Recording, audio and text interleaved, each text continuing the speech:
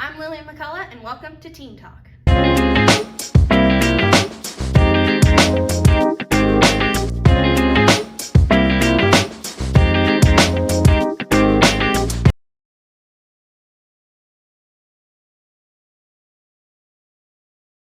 Today I have with me Mary Keith, who is here to talk about her experience with mental health. Mental health has been something that I have had to deal with growing up, not just with myself, but with my family. My mom has bipolar depression as well as anxiety, really bad anxiety, and she's always had to take medication for it. Her experience with that was not good, so for a long time they would try to put her on new meds, but they wouldn't. It wasn't necessarily because they were going to work, it was just something new to try. And they made her sick a lot, and so she went through periods where she would just lay in bed and not do anything, and for a long time, this I guess is perceived this way by a lot of people also. I was just thought that there was something wrong with her and she was lazy and didn't want to do anything, and she cried a lot. And as a child, it's one of those things that you're like, why are you crying? Like, what's wrong? And she was like, I can't explain it because I don't know how to. And when I was younger, that was something that I didn't really understand. And then probably the middle of my 6th grade year, I was diagnosed with depression. They said they would have diagnosed it as bipolar, but they thought that I was too young to deal with bipolar medications, so they refused to diagnose me as bipolar because they didn't think I could handle the process that came with being bipolar. I dealt with suicidal thoughts and actions for a long time. I never attempted suicide, but I did self-harm for a while, and I did end up going to a mental health facility for about a week, and it was awful. I don't know how other mental health facilities are, but the one that I went to is about an hour and a half away, and it was terrible. Like, so there was like this one room, and I guess you could call it a rec room, but it was really just like chairs lined the walls, and like it was this really dull yellow color, and like there was a TV, and then there were like kids toys for the younger kids because it was like the junior department. And we would just sit in there all day. And then during the technical school week, our schools were supposed to fax our work over, and so then we would sit in a classroom with like 7 desks and the same color walls and just sit in there until lunch, and then like do our schoolwork. And then after that we would go eat lunch, and then after lunch we would just sit in the room again for like the rest of the day. And I know that definitely didn't help my mental health like at all. Like the doctor, I think I spoke to him one time while I was there, and then after a week they were like, well, we're just gonna let you go. And I was like, okay, great. And not all of us were there for the same reason, but all of us had to they had to count our silverware before they gave it to us, and then afterwards they had to count it again. So like after we were done eating, they would recollect it to make sure we weren't taking it with us and harming ourselves or anything like that. And if you threw it away, you had to dig through the trash and find it, which like was really gross and not enjoyable at all. I've had my fair share of experiences with medication. So when they did it with my mom, my dad eventually was so fed up with it that he got on the phone with the doctor and yelled at him and was like, you can't keep using my wife as a guinea pig. And he basically did the same thing with me, because they would put me on so many different medications, and it would make me sick, and then it would work for a little bit, and then it would stop. And it still is kind of that way. The medication I'm on now, I've been on for like a year, and it helps more than the other ones have, but my episodes are also a lot worse. So when I do get into my moods are very up and down, which you've definitely experienced during theater is very stressful time, which causes them to, and I lash out at people, and I don't mean to, and I always apologize afterwards, because it's not something that I can necessarily control. Obviously I can control whether or not I yell at people, but the emotions are so strong, and there's nothing I can do about that. And then I go through periods where I won't eat, and it's not my medication's making me sick or I'm sick or anything like that. It's just mentally I cannot force myself to eat. The thought of eating is just disgusting, and so I lose a lot of weight, and then I'm depressed because my clothes don't fit, and then people start asking, well, why are you losing weight, what's wrong with you? And I can't explain that it's my mental health, it's my medication. And I think a lot of my mental health experience, like, my family tries to be really supportive about it. I've gotten a lot of backlash from other people that, like, I know don't understand it. I think one of the stigma things I was going to bring up is, like, so many people are like, they want to be supportive of mental health, and they want to be like, well, let's raise awareness for this and let's put this out there that people do have mental health issues. But then when someone acts upon having those mental health issues, like if I were to go into a deep depressive episode and that I'm thinking of killing myself, that pushes people away because they can't handle it. They don't know how to help. They can't handle the emotion that comes with it. Or like when people with anxiety have panic attacks, that's another thing that people don't know how to handle. And so it pushes them away from that person because they see this different side of this person that they thought they knew, and it scares them away because they don't know how to handle it. I don't know if you ever had like this experience, but I know when people like, I would tell people like when my anxiety was really bad, I would tell them like, this is what's happening to me and I just want you to know, because if something happens, I don't want you to freak out. And they would always say, wow, that's so surprising that you have that, because you always look so happy and you're always just so like calm, and I wouldn't expect that from someone from you, like you. And I like am a little taken aback by that, and I was like, well, no matter who you are, you can, like, I try to hide it. Like, I know that's not a good thing to do, but I try to hide it, and I try to stay as positive as possible, because that makes me positive. It makes me like have like a good day or be able to do something. But people are always just so surprised when I tell them. And it's like, well, anyone can have it. Like, I feel like a lot, like I've definitely, not with depression, but with anxiety, I've definitely experienced that. I feel like a lot of people just push anxiety away as a mental health thing because so many people are being diagnosed with it. And like, I feel like I try to tell people when I'm going through something, but a lot of the people that I have surrounding me that aren't my family try to make it about themselves. So like I could be like, I'm going through it this week, like it's really bad.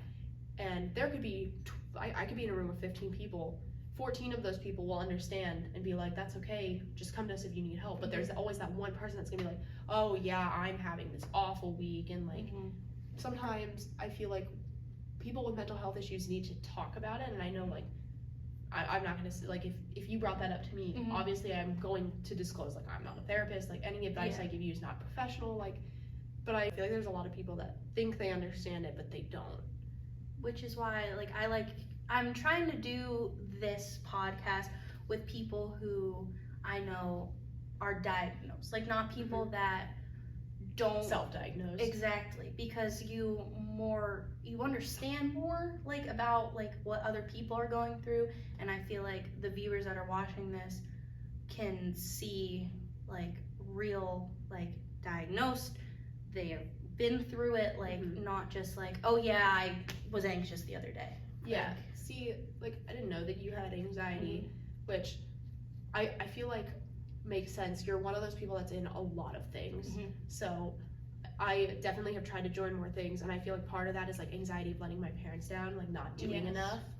And like when I say anxiety, I'm not just like, oh no, what if I let my parents down? Like it eats me alive while I'm trying to sleep. Like what if this is not enough? Because my sister wasn't great in school, but she like went into the military, and that was a big thing for her. It was a big thing to my family. And like for a long time, I did want to go into the military. And then when I changed my mind, my dad brought it up one night, and he was like, so why don't you want to do it anymore? And that, like, it's just a question. Like in retrospect, it's just a question. But to me in that moment, I was like, he's so disappointed in me because this is not what I want to do anymore. And, but my sister did it. And so I don't know, it's like, it's anxiety for a lot of people. They're like, well, I'm just nervous about this test. And I understand that, like, school is obviously important to a lot of people, but then there's also that feeling of it eating away at you, and like to the point where you just lay there because there's nothing you can do. And if you get up and you start moving, all you can do is think about it, and it just eats you alive. And I feel like a lot of people don't actually understand that. Yeah, my anxiety mainly comes from, I'm worried I'm going to disappoint someone, and they, like, someone will just like say something, like my mom will just ask me a question, and then my brain thinks she's disappointed in me, I did something wrong, what happened? And or I haven't done this yet, and it's gonna make her upset. Like when my dad comes home and he's like, someone take out their trash, I'm like, I didn't take out the trash, was I supposed to? Like what am I doing wrong? It's one of those things. And I try to like explain that to people, and like I asked them like 20 times, like, are you okay, are you mad at me? And they're like, yeah, why do you ask that so much? And I was like, well, that's my you could say something to me, but my brain thinks that you're mad at me, you're not going to talk to me ever again, I did something really wrong. And they're like, why do you do that? And I was like, I don't know, like it just happens. Even with text, like if my dad will say something weird, like he has a very busy job, and so like he has lots of meetings throughout the day and everything. I always forget that, and like I'll ask him a question and he'll send me a thumbs up, and I'll be like, did I do something wrong? Like, are you mad at me because all I got was a thumbs up? He's like, no, I just have meetings all day. And it's like, even then I'm like, I made him upset. I get that too. It's just constant fear of, did I say something wrong? Is someone mad at me? And like even my best friend in the whole wide world knows like about my anxiety, obviously, and she'll say something and then I'll get really quiet or I won't say anything, and they're like, are you okay? Yeah, I'm okay. I thought you were mad at me. No, I'm not mad at you. There's sometimes where like I say things and like, sometimes things just come out. But then like other times I say things and I'm like, I think about instantly, I'm like, if some stranger said that to me, how would I feel? And so I instantly apologize. And like that happens all the time. People are like, you didn't say anything wrong. You just calm down. Like, this is a terrible example, but like a few years ago, I was walking upstairs after strength class, and it's just out of nowhere. I was like, I think this one kid looks like a worm. And the kid was standing right in front of me, and I didn't even know it. And I just looked at him and I went, I am so sorry. And he goes, and just kept walking. And like, I still think about that. I don't know why. Like, he doesn't care, obviously. But to me, I was like, oh my God, I can't believe I just said that. Like, and he heard me. That's so embarrassing. Like, he's gonna hate me forever. He doesn't care. I mean, I think with like, I obviously know that you suffer from mental health, and you know that I do. And like, when you say something or I say something that's like I understand that like you didn't mean that at all in a way. And I know that when I say something, you understand. But I think it's harder for people that don't understand exactly what people are suffering with, that they think, wow, why would they say that? Like, and which is why, another reason why I'm doing this, so people are more aware of like, the things that people do is not who they are, it's what their disorder is making them do. Well, and part of like being, I don't want to say I am bipolar, because like I said, they won't diagnose me as that until I'm over 18 for whatever reason. But like with the huge ups and huge downs, like one of the things is like when I'm really happy, I'm so happy, and I just say everything. Like last week I was in Miss Gift's room for lunch, and I was just on a roll. Like I was just talking about how much I love bears and how much I love my favorite band, and like how much I just want to go into nature and just like run around. Like I was on it. And she was like, Mary, are you okay? Because you are just, this is the most I've ever heard you talk. And I was like, I don't know, I'm just in a great mood today. And then there's other days, like especially during the play, where I would just sit there and be like, why am I here? Why am I doing this? And like someone says something that could be against you, you're like, well, I just need to quit. I can't do this. I'm the problem. That happened during, what was it? Lion King Jr. I did in 7th grade. And I had so many issues with that. People would send me text messages, like if I didn't have their phone number, they would text me and be like, you need to quit. And someone told me, like, I don't know who it was, like I said, they did it anonymously somehow, and they were like, well, you should just kill yourself because you're ruining this entire musical. And I never went to the teacher about it. I never said anything, because I was like, they're right. I'm ruining the musical, because there was like one day during rehearsal, and we ran things, you know how it is, we run things over and over and over again. And we were running one song, and I didn't get in my place in time, and it killed me. I was so upset because I didn't get in my place in time. Like, I'm just a piece of grass in the safari, and I didn't get there in time, and I was very upset over it. And I was like, they're right. Like, I'm just throwing the whole show. I'm not doing anything correctly. What helps you, like, in times like that, where you think that everything's your fault? Like, who was your main supporter during that time? Because it was obviously 7th grade, it was new to you, because you said you were diagnosed in 6th grade.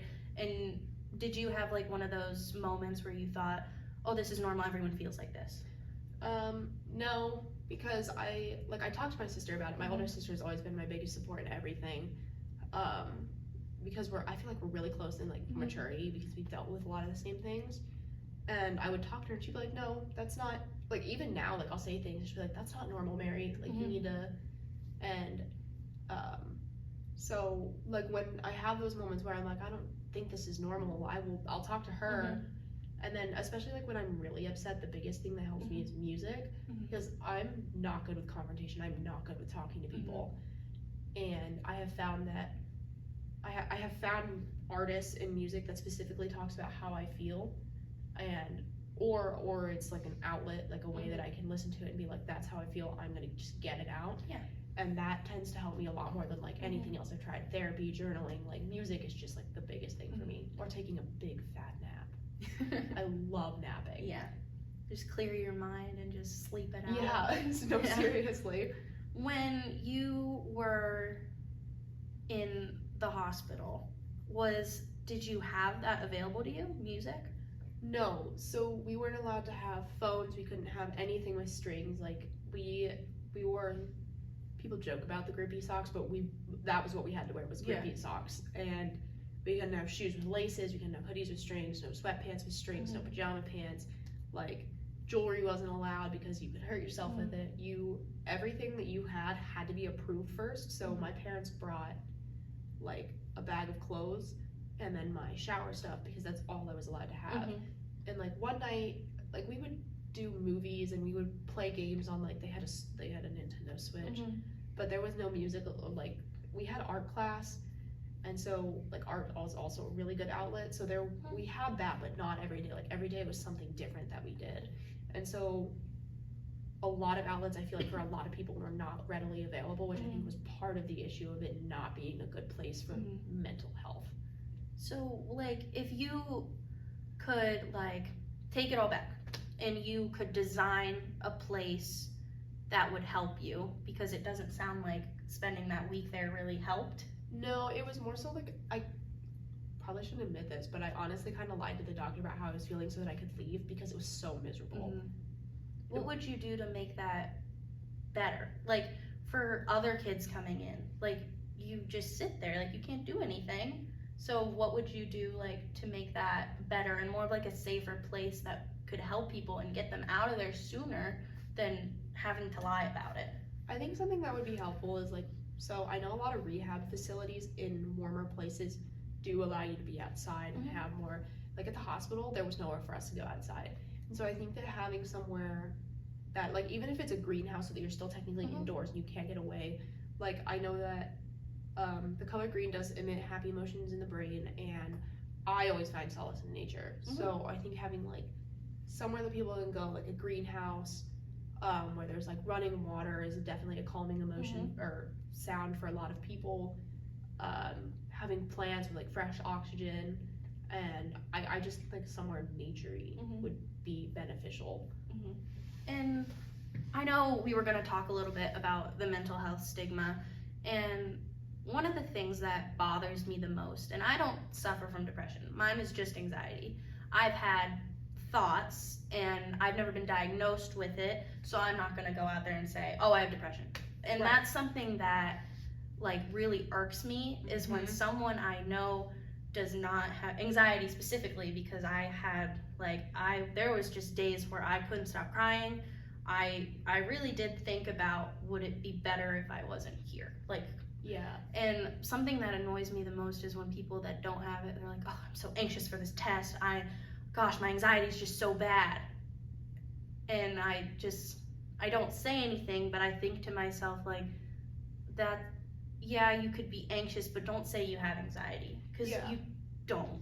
That is one thing that makes me so angry, and it's not even like just with mental health. Like it's any sickness. Like it could be a chronic illness, it could be mental health, it could be like as simple as like having period cramps and someone else in the room being like, well, mine are worse, I have them, they're worse.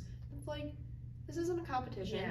Like people are actually struggling, and it's a very boy who cried wolf situation. Like there are people that will fake depression so that they can stay home and lay in their bed and like watch Netflix. Like when I am in a depressive mood where I can't get out of my bed, it's not because I love my bed, it's because I can't make myself move. And when people are like, I'm just so anxious about my weight, like that's wonderful that you, I'm sorry, that was sarcasm, that came out really bad. It's okay. Like I understand that you are uncomfortable with your weight, whether it be like for sports or like personal reasons, But there's also people that really do get up and they weigh themselves and they cry whether the scale has gone up or down. Like it's bothersome to some people. And like this morning when you mentioned like, because Lauren was talking about how like she like wears kids pants, like that's something I'm so envious of, because like I have such long legs, and that's like my parents, it doesn't really bother me that much anymore, but like they comment on my shoe size, or they comment on, my dad a few weeks ago was like, you look like you're losing weight, and I have been, because I can't make myself eat. And like Madeline will be like, did you eat today? And I'll be like, I can't. She's like, I understand that, it's okay, just let me know if you want a smoothie or something, so you're still getting nutrition. And like, but then there's people that are like, I just can't eat, like I'm just so stressed. And it's like, that's not how that works. Like, and like with the like sitting there crying and like not being able to I don't know, like I know that other people experience that. I know that a lot of people definitely do, but the people that fake it for attention or because they think it's a competition as to whose mental health is worse, it's not funny, it's not cool. There are people who, even people from this school, that have ended their life over being bullied or having serious issues. To fake that and to make fun of that, I don't appreciate at all. Like something I don't think I answered the question, but you did. Something that like, another thing is people like joking about, oh, I'm just gonna go kill myself. Like, yeah, okay. I had a problem with saying that for a while, and then I did grow out of it.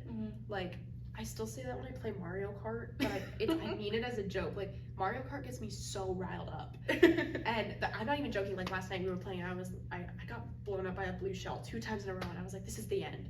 I didn't say I'm gonna kill myself. I was like, this is the end. This is going in my note. And like, it was a joke. Like, I was obviously joking. But then when people are like, wow, I got a 98 on my test, I'm gonna kill myself. I'm like, that's not funny. No. Because then when people who genuinely do have issues are like, I'm going to kill myself, and they go to the school about it, or they go to a trusted adult, that person's like, well, are you just faking it? Like, is there something else going on? You're like, no, like, this is just a feeling that I have, like, I know it's going to happen. And they're like, well, no, it's not. It's like one of the worst feelings ever to confide in someone and say like, I'm really struggling right now, I have anxiety, and they don't believe you, and they think that you're doing it for attention, and you're just like, all you can do is like, do you want to see my medication? Do you want me to have a mental breakdown right now? Like, I'm not faking it. Yeah, one of my favorite things is like when people talk about faking depression, or someone said to me, you need to understand that words hurt people. And all I can think is, I have been bullied. I have the scars from self-harm to show that words hurt people. If you really think that I'm the person that needs to understand that. Like, I do journal still, because instead of screaming, I just like write it down. And like, I know that words hurt. There are pages in there that are just me like aggressively scribbling at the paper because I don't know, I can't say it. I don't know what to put. And I know that there are people that feel that way too, but then there's the people that don't feel that way, that are like, well, I'm just gonna end my life. And it's like, no, you're not. Like, maybe they are. If they're being serious about it, that's a completely different situation. But when there's people that are just like, well, I'm just gonna kill myself because this happened. It's like, it's not how that works. And it irks me. Some people like will say that, and I will genuinely believe them, and I'm like, are you okay? Do you need to talk to someone? Do you need me to go talk to someone? They're like, I'm just kidding, why are you acting like this? I was like, well, that's not something to joke about. That's like saying like, I have cancer and it's stage 4. Like, you don't joke about that. Like, why would you do that? And I try to get on to people who do that, because even though they don't see it as a big deal, I do. Because like, if you said that, and I know that you have anxiety, and I know that you have issues, I would talk to you. And then if you seemed upset after we talked, I would go to someone that I trust about it, which I know sometimes people are like, why would you tell someone else? And it's because I don't know what to do, I don't know how to help you, and you need help. And I've had one of those experiences. I'm obviously not going to name any names, but a person told me that they wanted to end their life, and I genuinely couldn't tell if they were joking or not. So I went and I told my mom, and I said, what do I do? And she said, well, if you genuinely think that they're serious, I can take the next steps for you. But if you don't know, then I would say maybe talk to them and ask them. And I did, and they ended up joking. but it really scared me because I thought I was going to lose someone. Well, and especially over text, that is something you don't joke about over text at all, because that's when like inflection in the voice and tone cannot be deciphered. Yeah. And like that's why if I text something and it's meant to be read as a joke, I put in parentheses that's a joke afterwards, which it doesn't make it funny, but like at least that way they know it comes across as it's a joke. Like you said that therapy didn't work for you very well. I have a really hard time opening up to people that I don't know, and my therapist was one of those people that I was like, this is a stranger, I'm not telling her anything. And so for a lot of the therapy that I did, it was just me rambling. I don't think we ever actually got anything out of it, which was my fault, not hers. And it was just because like I struggle to open up to people. And so for other people that struggle with opening up, I would recommend like writing letters. Like I used to write letters to my parents if I was struggling, but I can't do face-to-face talk. Like it makes me uncomfortable. So like write letters to your parents, write letters to your friends. Like if you need to talk about something but you can't talk about it, like Lily and I, if we were to talk about something, I'd just pass a note back and forth. Yeah. Like that way it's still communicated. And I know that Lindsay said in the last episode, like your best friend is your best friend for a reason. You're always gonna have them, and you can talk to them. I feel like if you're best friends with someone, you share like some of the same like ideas and feelings, and I think that if you can't talk, because I know you have supportive parents and I have supportive parents, which not everybody has, and it really hurts my heart, but your best friend is always someone that's going to be there for you no matter what. And even if you struggle to talk to their face, like you can always go for, obviously you can't drive, but like the people who can, you can go for a car ride. You don't have to look at each other while you're talking, or you can be like back to back or laying down. And like there are so many other ways around just like being afraid of face to face. But that way there's still that outlet. Yeah. Is there anything else that you'd like to add before we do our ending quote? I don't think so. Okay. So I like to end every episode with an inspirational quote from my guests. So would you like to share yours? My inspirational quote is going to come from Greta Van Fleet, which who would have guessed otherwise? This is also my senior quote. There is more than enough love to go around. Where there is not love, we must provide it. It's actually where there is love, we will live on. Where there's not love, we must provide it. That's not my senior quote. That's part of it, but that's the message. Yeah. There's enough love for everybody in this world. So just give it out. Yeah. Well, thank you for being on this episode. I greatly appreciated your words because I obviously don't suffer from depression, and I like to get like a good view of what everyone is going through. And obviously not everyone goes through the same thing. So that's why I bring a bunch of different people on here, different grades, different genders, different ages, just to really get the whole view of what our teens are going through today. And we will see you on the next episode.